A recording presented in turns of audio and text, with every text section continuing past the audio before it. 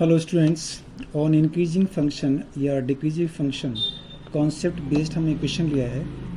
Find least value of a if function f x equals to x square plus a x plus one is increasing in close interval 1,2। अगर ये function इस close interval पर increasing है तो ए की least value क्या होगी। ठीक है, तो इसके लिए हम कैसे करेंगे, तो पहले इस फंक्शन के लिए हम डेरिवेटिव करते हैं। तो derivative on derivative we get f dash x 2x plus a. ठीक है, अब ये जो हमने एफ डैश एक्स तो कर लिया, ठीक है ना, लेकिन अब हम ये देखेंगे कि इस फंक्शन में इस x की वैल्यू की पोजीशन क्या है। तो हम ये जो इंटरवल है, इस इंटरवल में x को देखते हैं। ठीक है, तो हम लिख सकते हैं from interval x is less than or equal to 2, greater or equal to 1, यानी x की वैल्यू की मिनिमम वैल्यू 1 है, x की मैक्सिमम वैल्यू 2 है। ठीक है, अब इस पूरे x को इस पूरे इनइक्वालिटीज़ को हम इस फंक्शन में कन्वर्ट करने की कोशिश करते हैं। तो देखो ये 2x है, तो यहाँ पर हम 2 लाने के लिए बोथ साइड में 2 से मल्टीप्लाई करते हैं। ठीक है, तो ये हो जाएगा 2x 2 2 4। इसमें a एडेड है तो बोथ साइड में a को ऐड कर सकते हैं, तो 2 प्लस ए, तो 2x plus A 4 plus a. ठीक, 2x प्लस ए क्या है, ये आपका एफ डैश एक्स है, तो लिख सकते हैं 2 plus a f dash x 4 plus a. ठीक है, इस फंक्शन की ये लिस्ट वैल्यू है, तो ये कहलाएगी f dash x greater equal to 2 plus a. मतलब इसकी तरफ नोक था, नोक हमने कर दिया। ठीक है, तो ये लिस्ट वैल्यू कहलाएगी। ठीक है, बट लेकिन F dash x becomes greater और इक्वल टू 0। क्यों? Because H function F is increasing, ये इंक्रीजिंग वाली कंडीशन होती है। ठीक है, जब फंक्शन इंक्रीजिंग होता है तो हम उसको लिख सकते हैं एफ डैश एक्स ग्रेटर और इक्वल टू 0। अब ये वैल्यू किसकी है, इसकी वैल्यू है, तो इन प्लेस ऑफ ये इसको लिखेंगे जिससे हम ए की वैल्यू फाइंड कर सकें। ठीक है, तो 2 प्लस ए ऐसा हो जाएगा, इम्प्लाइज दैट -2। ए की वैल्यू -2 से स्टार्ट होती है, यानी लिस्ट वैल्यू -2 है और आगे तक जाएगी। तो हम लिख सकते हैं least value of a equals to -2। This is answer. ठीक है, अब एक और क्वेश्चन ले लेते हैं, क्वेश्चन नंबर 2। क्वेश्चन नंबर 2 क्या है भैया, ये मैंने यहाँ से सेलेक्ट किया है। क्वेश्चन नंबर 2 आपका देखिए, क्वेश्चन नंबर 2 क्या है, find the value of a. इसमें लिखा है find value of a if function f x equals to x cube minus a x is increasing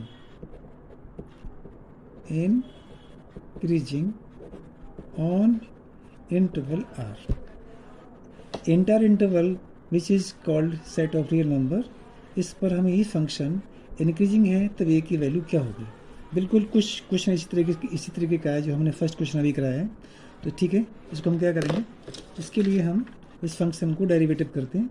तो on derivative we get f dash x equals to हो जाएगा 3x square minus ए।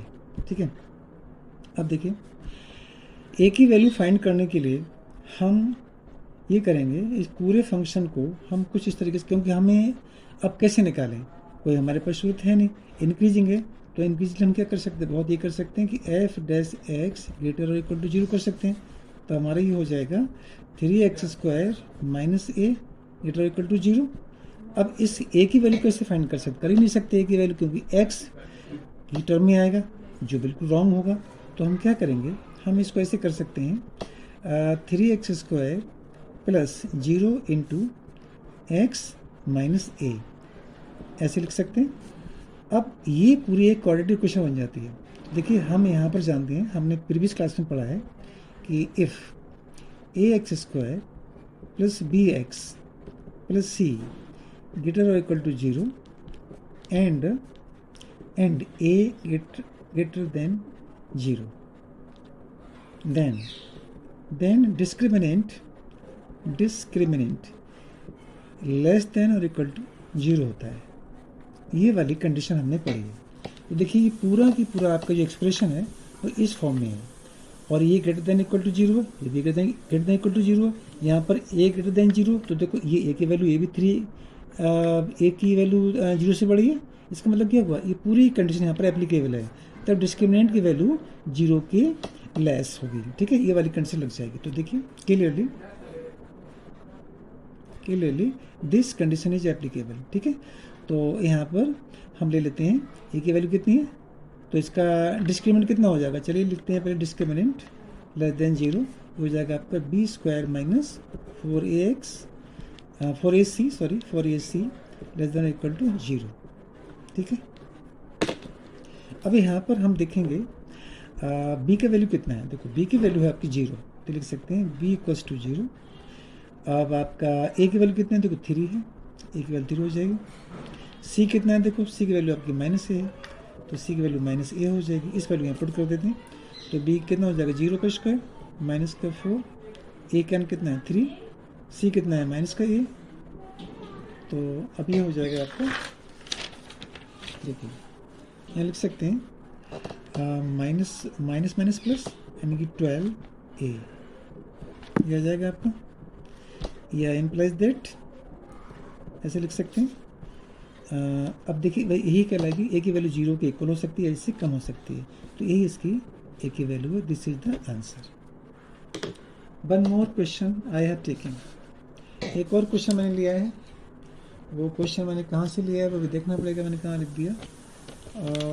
चलो इतने रहने देते हैं, फिर आते हैं बाद में। ठीक है, इतना ही कर लीजिए। Okay, good bye.